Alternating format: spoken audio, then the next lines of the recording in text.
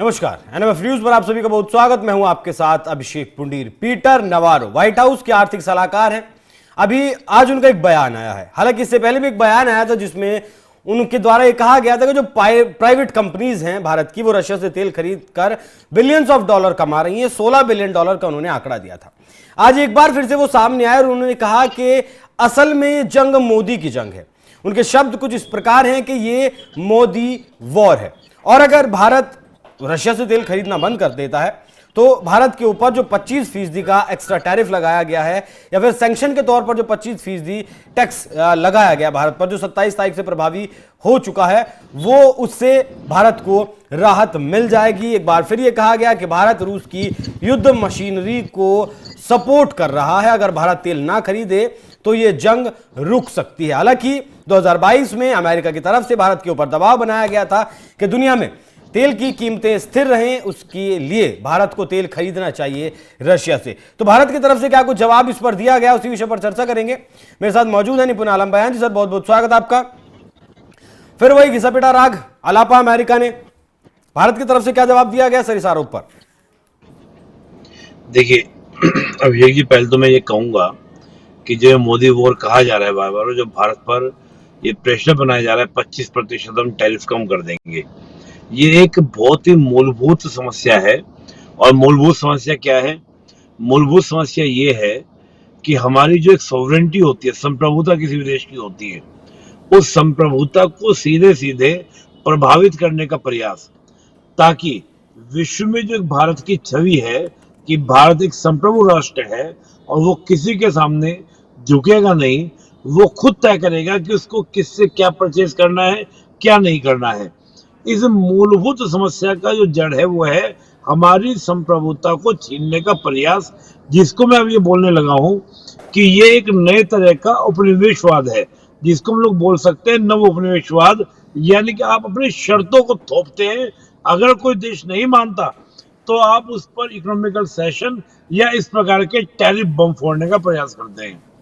अब भारत सरकार की ओर से जो जवाब दिया गया, जो इन्होंने कहा मोदी वॉर है, भाई मुझे आप ये बताइए, विश्व का एक देश ऐसा बताइए जो दोनों देशों के नेताओं से मिलता हो और मिलकर, आपको याद होगा 2022 में जो एससीओ की समिट थी, तो पुतिन साहब को सामने बैठकर मोदी जी ने कहा था कि this not the era of the war, ये वॉर का समय नहीं है।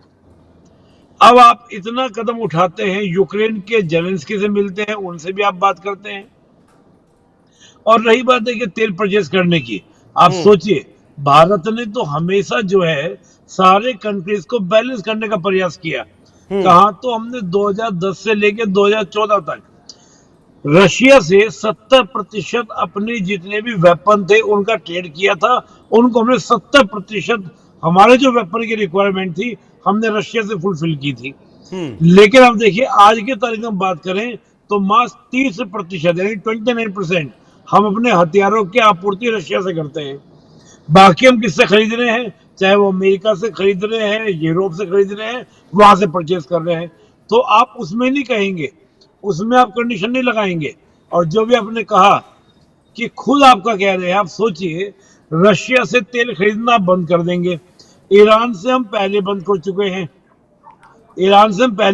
चुके हैं, और उधर आपने वेनेजुएला के सामने फोर्स लगा दी है कि हम कभी भी वेनेजुएला पर अटैक करेंगे। तो इसका मतलब क्या है? इसका सीधा सीधा मतलब है या तो हम अमेरिका से तेल खरीदें, या फिर जो अमेरिका के ही सपोर्ट के कंट्रीज हैं हम उनसे तेल खरीद रहे हैं। यानी कि हमारा जो विकल्प है आप उसको सीमित कर देना चाहते हैं। और सीमित करने के बाद क्या होगा? जब ऑप्शन की अनुपलब्धता होती है अभिषेक जी, तो ये सबसे बड़ा कारण होता है आपके एक्सप्लोरेशन का, आपके शोषण का। तो भारत का जवाब सीधा सीधा ये था कि भैया आप जो बात कर रहे हैं, आप तथ्यात्मक भी बात नहीं कर रहे हैं, आप फैक्चुअल बात नहीं कर रहे हैं। आप देखिए कि आप जितना भी हम रशिया से तेल ले रहे हैं वो क्रूड ऑयल के रूप में लिया, और आपको याद होगा, और फिर उसको हम क्या करते हैं, यूरोप को और देशों को सेल भी करते हैं। ये अमेरिका के कहने पे हो रहा था। और आपको याद होगा जब ये उजागर हुआ तो ईयू के कई देश, यानी कि यूरोपीय यूनियन के कई देश, उन्होंने भी ऐसे हाय तो मचानी शुरू कर दी थी कि भारत की वजह से रशिया, भारत की वजह से रशिया। अब क्या हुआ?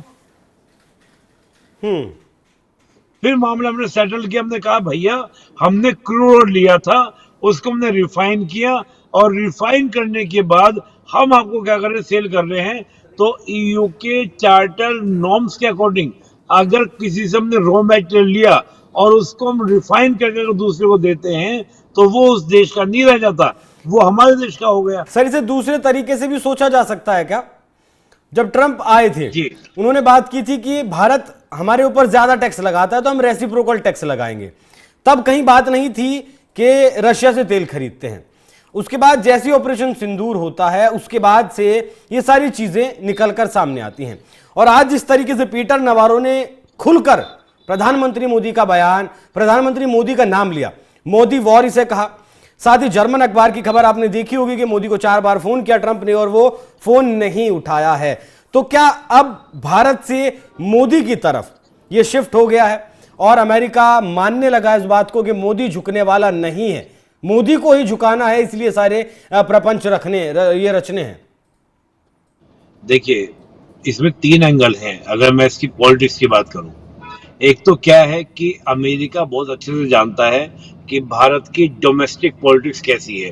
ठीक है। डोनाल्ड ट्रंप के मुंह से निकलेगा कि इंडियन इकोनॉमी इज डेड, हम्म। तो ये जो स्टेटमेंट है ये हमारे यहाँ भी दिखाई देगा। हमारी पार्लियामेंट के विपक्ष के नेता इस बात को बोलेंगे। हम्म। और डोनाल्ड ट्रंप अच्छे से जानते हैं कि 145 करोड़ का देश है। जब वहां पे चर्चा होगी तो आई एम ए हीरो, मेरा डिस्कशन दुनिया में कहीं ना कहीं हो रहा है। तो एक तो डोनाल्ड ट्रंप को हमेशा अपने आप को मीडिया लाइमलाइट पर रखने की एक इच्छा है। एंकर रहे हैं ना दूसरी बात जी। दूसरी बात यह है कि आप देखिए रशिया यूक्रेन वॉर में डोनाल्ड ट्रंप के स्टेप लेने के बाद भी कोई भी फर्क नहीं पड़ा, ना जेलेंस्की झुकने को तैयार, बल्कि जेलेंस्की पूरा का पूरा टोली बना के जाके बैठ गया कि देखो भैया मुझको धमका रहे हैं, और यूरोप सारे में। छोटे छोटे भैया जाके बैठ गए जेलेंस्की के साथ में अमेरिका के सामने।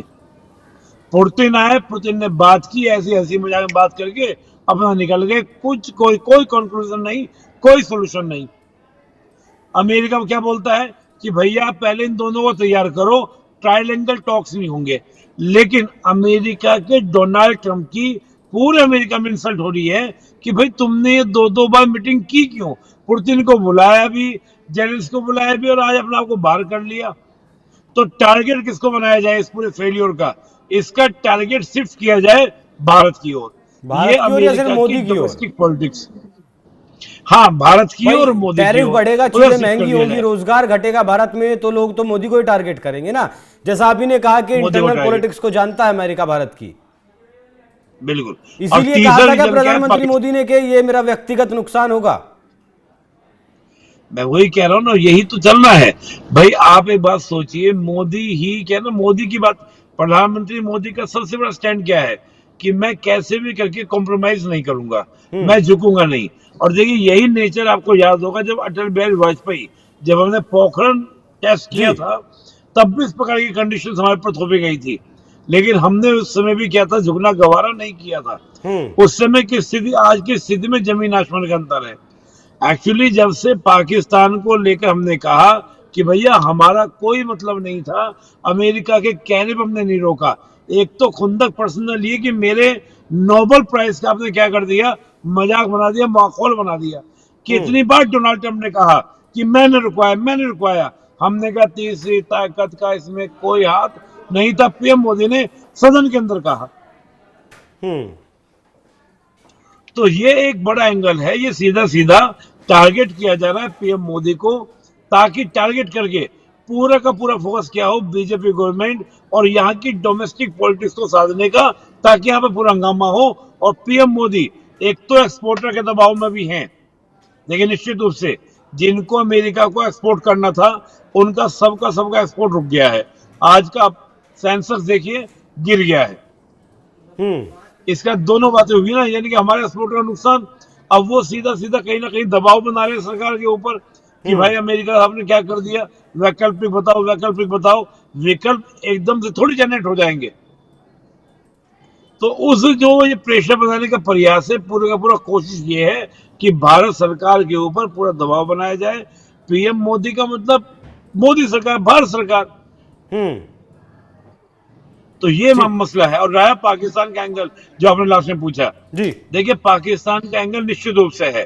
अमेरिका निश्चित रूप से इस समय पाकिस्तान को हर तरीके से सपोर्ट करने को तैयार है, और वो ये चाहता है कि पाकिस्तान को सपोर्ट करके भारत को चेक एंड मेट भी किया जाए, साथ ही भारत को कंट्रोल किया जाए, ताकि भारत जो है वो हमारे इशारों पे चले, हमारे अकॉर्डिंग चले। इस बीच हो क्या रहा है, चाहे वो ब्रिक्स के कंट्री हो, इवन देखिए फ्रांस के प्रेसिडेंट मैक्रोन साहब क्या बोलते हैं कि हम इस बार G7 की समिट में भारत की प्रेसिडेंसी ऑफर करेंगे, ब्रिक्स की इमैनुअल मैक्रोन ने समिट का हम बोला है स्वागत बयान। करेंगे। हाँ, और ब्रिक्स की समिट का हम स्वागत करेंगे। Mean that Macron PM Modi को बोल रहे हैं। मेन डेट ये हो रहा है कि ब्रिक्स कंट्रीज हो या आपका यूरोपियन कंट्रीज हो, उनका सेंटर पॉइंट कौन हो गया, भारत हो गया है। कि अकेला भारत एक ऐसा देश है जो आज अमेरिका के सामने खड़ा है और पूरी दुनिया को एक करके लेके चलने का प्रयास कर रहा है। That is the only capability of the Bharat. ठीक है सर, और इस कैपेबिलिटी को शायद ट्रंप अभी समझ नहीं पा रहे हैं, लेकिन समझेंगे, जरूर समझेंगे और जल्द ही समझेंगे। तो खुलकर जो अमेरिका कहना चाहता तब तक इशारों इशारों में टैरिफ लगा दूंगा, सैंक्शन लगा दूंगा 50%, 60%, वो बात अब पीटर नवारो ने खुलकर बोल दी है कि असल में दुश्मनी मोदी से है कि ट्रंप का जो नोबेल पुरस्कार है वो नहीं मिलने दिया। खुलकर नॉर्वे को भी ये लिख चुके हैं, नॉर्वे जो देश है जो नोबेल पुरस्कार देता है उसे ट्रंप खुलकर लिख चुके हैं कि आप मुझे नॉमिनेट क्यों नहीं करते हैं नोबेल के लिए। तो अब देखना दिलचस्प रहेगा कि लड़ाई आखिर ये कहां जाकर थमती है। निपुण जी बहुत धन्यवाद आपका, आपने अपना कीमती वक्त हमें दिया। बाकी दर्शकों आप इस विषय पर क्या सोचते हैं, अपनी राय हमें कमेंट कर जरूर बताइएगा। नमस्कार।